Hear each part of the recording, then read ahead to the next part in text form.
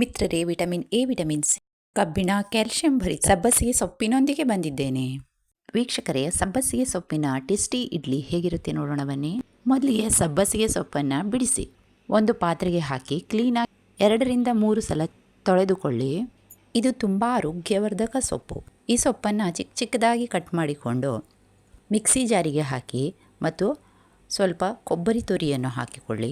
ಈ ಥರ ನಯವಾಗಿ ಪೇಸ್ಟ್ ಮಾಡಿಕೊಳ್ಳಿ. ನೋಡಿ ಎಷ್ಟು ಚೆನ್ನಾಗಿ ನಯವಾಗಿ ಪೇಸ್ಟ್ ಆಗಿದೆ. ಈಗ ಇದನ್ನು ದಪ್ಪ ತಳದ ಪಾತ್ರೆಗೆ ಎತ್ತಿಟ್ಕೊಳ್ಳೋಣ. ಈ ಸೊಪ್ಪಿನಲ್ಲಿ ಫೈಬರ್ ಅಂಶ ಜಾಸ್ತಿ ಇದೆ. ಇದಕ್ಕೆ ಬೇಕಾಗುವ ಇನ್ನೊಂದು ಸಾಮಗ್ರಿ ಅಕ್ಕಿ ರವೆ. ಬೇಕಾದರೆ ನಾವು ದಪ್ಪ ರವನ್ನು ಯೂಸ್ ಮಾಡ್ಬೋದು. ನಾನಿಲ್ಲಿ 1 ಬೌಲ್ ಆಗುವಷ್ಟು ಅಕ್ಕಿ ರವೆ ತೊಗೊಂಡಿದ್ದೇನೆ ಮತ್ತು ರುಚಿಗೆ ತಕ್ಕಷ್ಟು ಉಪ್ಪು. ದಪ್ಪ ತಳದ ಪಾತ್ರೆಯಲ್ಲಿ ಪೇಸ್ಟ್ ಹಾಕಿಕೊಂಡಿದ್ದೇನೆ. ಈಗ ರವೆ ಸೇರಿಸ್ತಾ ಇದ್ದೇನೆ ನೋಡಿ. ಈಗ ಇದಕ್ಕೆ ರುಚಿಗೆ ತಕ್ಕಷ್ಟು ಉಪ್ಪನ್ನು ಸೇರಿಸಿ ಸೌಟಿನ ಸಹಾಯದಿಂದ ಸಂಪೂರ್ಣವಾಗಿ ಕಲಿಸ್ಕೊಳ್ಳಿ. ಈಗ ಗ್ಯಾಸ್ ಸ್ಟವ್ ಹತ್ತಿಸಿ ಸೌಟಿನಿಂದ ಈ ಥರ ತಿರುಗಿಸ್ತಾನೆ ಇರಬೇಕು. ನೋಡಿ, ಈ ಹದಕ್ಕೆ ಬಂದಿದೆ ಹಿಟ್ಟು. ತಳ ಹಿಡಿಯದಂತೆ ಆಗಾಗ್ಗೆ ಈ ಥರ ಕೈಯಾಡಿಸ್ತಾ ಇರಿ. ಸಾಧಾರಣ 5-10 ನಿಮಿಷ ಈ ಥರ ಮಗಿಸ್ತಾ ಇರಿ. ಗ್ಯಾಸ್ ಸಣ್ಣ ಉರಿಯಲ್ಲೇ ಇರಲಿ, ಇಲ್ಲವಾದರೆ ತಳ ಹತ್ತುತ್ತದೆ. ಹಿಟ್ಟು ಸ್ವಲ್ಪ ಗಟ್ಟಿಯಾಗುವವರೆಗೂ ಸೌಟಿನಿಂದ ತಿರುಗಿಸ್ತಾ ಇರಬೇಕು. ನಾನಿಲ್ಲಿ 2 ವಿಧದ ಇಡ್ಲಿಯನ್ನು ತಯಾರಿಸ್ತಾ ಇದ್ದೇನೆ. ಸಿಹಿ ಮತ್ತು ಸಪ್ಪೆ ಇಡ್ಲಿ, ಅಂದರೆ ವಿದೌಟ್ ಸ್ವೀಟ್. ಈ ಸೊಪ್ಪು ಮೈಕೈ ನೋವಿಗೂ ತುಂಬ ಒಳ್ಳೆಯದು. ಸೊಪ್ಪಿನ ಪ್ರಯೋಜನ ತಿಳಿದರೆ ಪ್ರತಿದಿನ ನೀವು ಇದನ್ನು ಬಳಸ್ತೀರ. ನೋಡಿ, ಈಗ ಸ್ವಲ್ಪ ದಪ್ಪ ಆಗ್ತಾ ಇದೆ. ಈ ರೀತಿಯ ಹದಕ್ಕೆ ಬಂದ ಮೇಲೆ ನಾವು ಇದನ್ನು ಕೆಳಗಿಳಿಸ್ಕೊಳ್ಳೋಣ. ಸ್ವಲ್ಪ ಹೊತ್ತು ಇದನ್ನು ಬಿಡದೆ ಕೈಯಾಡಿಸ್ತಾನೆ ಇರಬೇಕು. ಇನ್ನೇನು ಹಿಟ್ಟಿನ ಹದಕ್ಕೆ ಬರ್ತಾ ಇದೆ. ಡಯಾಬಿಟಿಸ್ನವರಿಗಾದರೆ ದಪ್ಪ ರವೆ ಅಥವಾ ಜಾಡ ರವೆ ಅಂತೀವಲ್ಲ, ಅದನ್ನು ಉಪಯೋಗಿಸ್ಬೋದು. ತಣ್ಣಗಾಗಲಿಕ್ಕೆ ಅಂತ ಬಿಡಿ. ಈಗ ಹಿಟ್ಟು ರೆಡಿಯಾಗಿದೆ.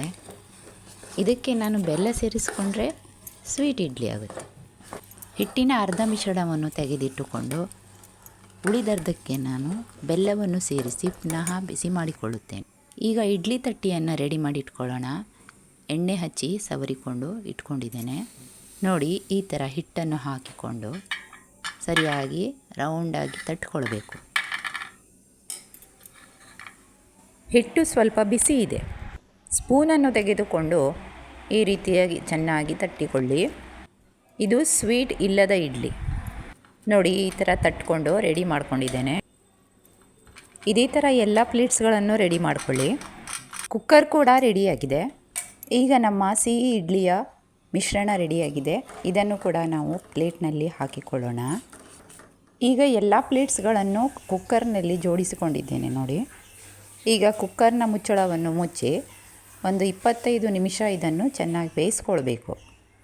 ಕನಿಷ್ಠ 5-6 ವಿಸಲ್ ಬರಬೇಕು. ಸಬ್ಬಸಿಗೆ ಸೊಪ್ಪಿನ ಸಿಹಿ ಇಡ್ಲಿ ತುಪ್ಪದೊಂದಿಗೆ ತಿನ್ನಲು ತುಂಬ ರುಚಿಯಾಗಿರುತ್ತದೆ. ನೋಡಿ, ಈಗ ಇಡ್ಲಿಗಳು ಬೆಂದಿವೆ, ರೆಡಿಯಾಗಿವೆ. ಈಗ ಇದನ್ನು ಸರ್ವ್ ಮಾಡ್ತೇನೆ.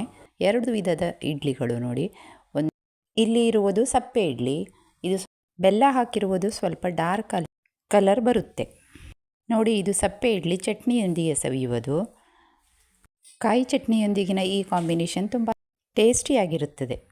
ವೀಕ್ಷಕರೇ, ನಿಮಗೆ ಇಷ್ಟ ಆದರೆ ಈ ರೆಸಿಪಿಯನ್ನು ಶೇರ್ ಮಾಡಿ, ಲೈಕ್ ಮಾಡಿ ಹಾಗೂ ಸಬ್ಸ್ಕ್ರೈಬ್ ಆಗಿ. ನೋಡಿ, ಇದು ಇನ್ನೊಂದು ಥರದ ಬೆಲ್ಲದಿಂದ ಮಾಡಿದ ಸಿಹಿ ಇಡ್ಲಿ. ಇದನ್ನು ತುಪ್ಪದೊಂದಿಗೆ ಸವಿಯಲು ಕೊಡಿ. ನೋಡಿ, ಈಗ ತುಪ್ಪ ಹಾಕ್ತಾ ಇದ್ದೇನೆ ಬಿಸಿ ಬಿಸಿ ಇಡ್ಲಿಯ ಮೇಲೆ. ಸಪ್ಪೆ ಇಡ್ಲಿಗಿಂತ ಸಿಹಿ ಇಡ್ಲಿಗಳು ತುಂಬ ಟೇಸ್ಟಿಯಾಗಿರುತ್ತವೆ. ನೋಡಿ, ಇದು 2 ಥರದ ಇಡ್ಲಿಗಳನ್ನು ನಿಮಗಾಗಿ ತಂದಿದ್ದೇನೆ. ಈ ನಾಷ್ಟ ನಾನು ಅಮ್ಮನಿಂದ ಕಲಿತಿದ್ದು. ನೀವು ಮಾಡಿ ನೋಡಿ. Thank you.